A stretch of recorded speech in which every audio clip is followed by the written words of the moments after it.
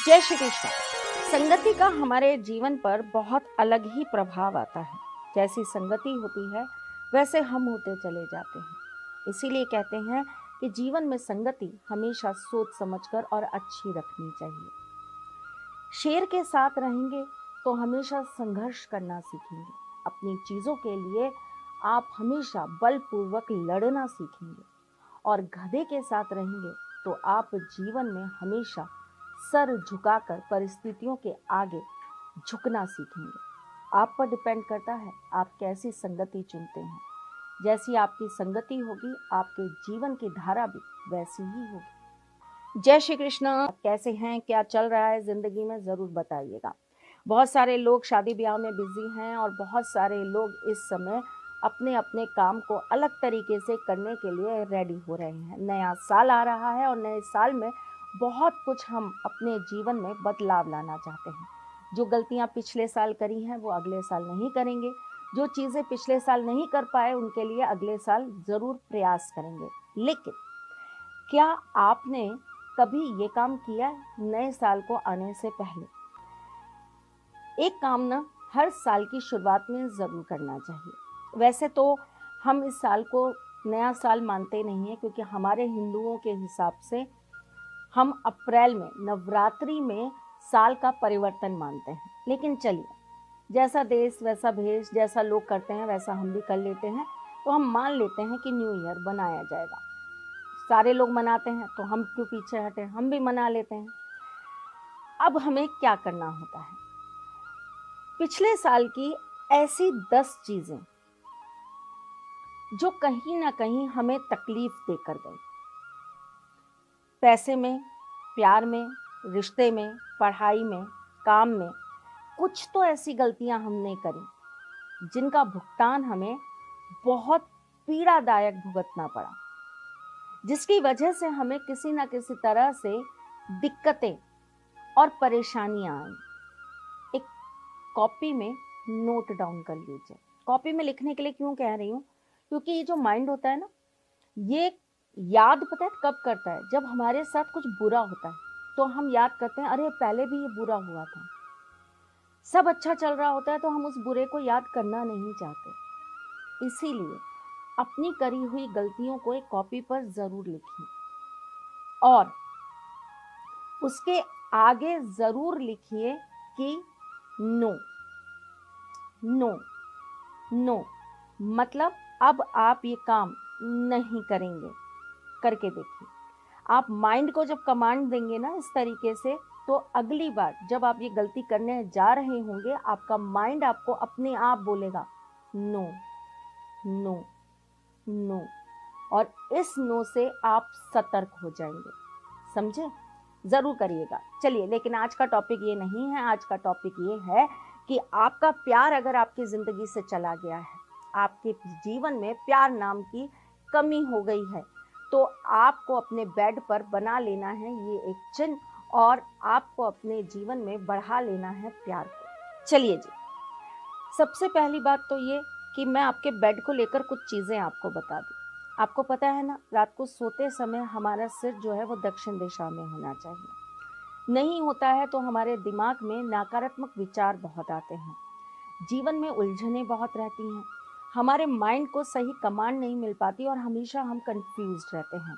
हमारे डिसीजंस हमेशा गलत होते हैं, हम बेवजह लोगों से उलझने लगते हैं और कहीं ना कहीं हमारा दिमाग गर्म बहुत रहता है। इन चीज़ों से बाहर निकलने के लिए आपको हमेशा साउथ डायरेक्शन में सर रखकर ही सोना चाहिए।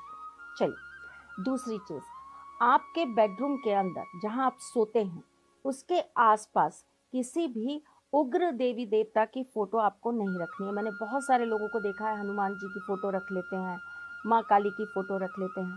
सोने वाली जगह पर आप उग्र देवी देवताओं की फोटो ना रखें।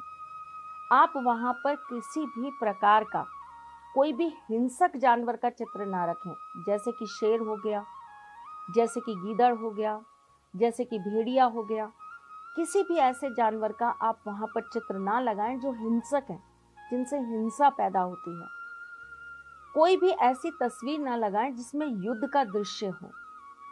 कोई भी ऐसे व्यक्ति की फोटो वहां पर ना लगाएं जिसका चेहरा आपको उदासी दे रहा हो या जिसे देखकर आपको लग रहा हो कि ये रो रहा है या ये बहुत परेशान है।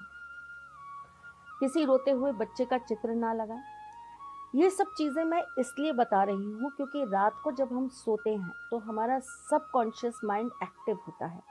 उसमें से जो रेज निकलती है ना, अगर आपके इर्द गिर्द ऐसा कुछ भी होगा तो वो आपके माइंड को उसी तरीके से संचारित करना चालू कर देगा और आपको इससे आने वाले टाइम में बहुत ज़्यादा दिक्कतें उत्पन्न हो जाएंगी।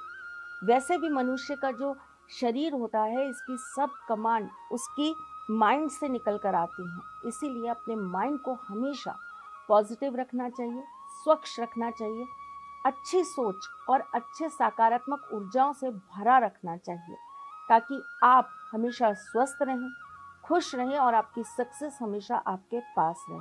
तभी तो आप देखिए कितने लोग आपको मोटिवेशनल स्पीच देते हैं और सिर्फ यही समझाने की कोशिश करते हैं। बात किसी भी तरीके से कही जाए साहब, उसका एक ही अर्थ है, हमेशा पॉजिटिव रहिए। बस आप किसी भी प्रकार से कुछ भी सुन लीजिए, एंड ऑफ द डे उसका रिजल्ट यही है, बस एक लाइन, हमेशा पॉजिटिव रहिए। ये इसीलिए कि आप अपने माइंड को अगर पॉजिटिव रखेंगे तो आपकी ज़िंदगी में सब कुछ पॉजिटिव अपने आप हो जाएगा। इसी प्रकार ये एक छोटा सा सरल सा उपाय अगर आप करेंगे तो आपको इसके बहुत अद्भुत लाभ प्राप्त होंगे। क्या करना है आपको? शनिवार को आपको एक कटोरी ले लेनी है और ये कटोरी लोहे की होगी। या तो पहले से खरीद कर रखिएगा, नई लोहे की कटोरी उस दिन मत खरीद के लाइएगा, या आपके घर में कोई पुरानी हो तो उससे यूज़ कर लीजिएगा।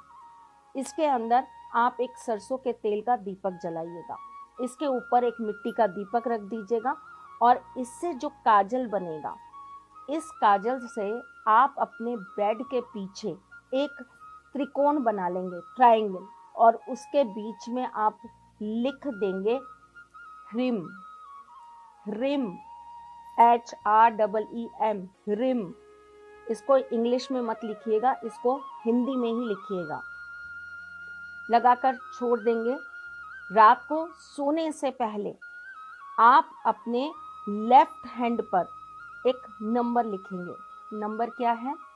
22201। इस नंबर को आप ब्लू पेन से लिखेंगे और आप अपने जीवन में प्रेम को वापस बुलाने के लिए, अगर कोई है तो उनका नाम लेकर बोलिए, नहीं है तो किसी ऐसे व्यक्ति के लिए बोलिए जो आपके लिए ही बना है। अगर आप शादीशुदा हैं, अपने हस्बैंड का नाम लीजिए। अगर आप किसी से शादी करना चाहते हैं, उनका नाम लीजिए। 11 बार उस व्यक्ति को वापस बुलाने के लिए आपको प्रार्थना करनी है और आराम से सो जाना है। 5 शनिवार आपको सेम क्रिया करनी है, कटोरी वही रहेगी, नए हर बार आप काजल बनाएंगे और हर बार नए तरीके का यंत्र बनाएंगे। पिछले यंत्र को आपको मिटाना नहीं है, उसके ऊपर ही चाहे तो आप ये बना सकते हैं।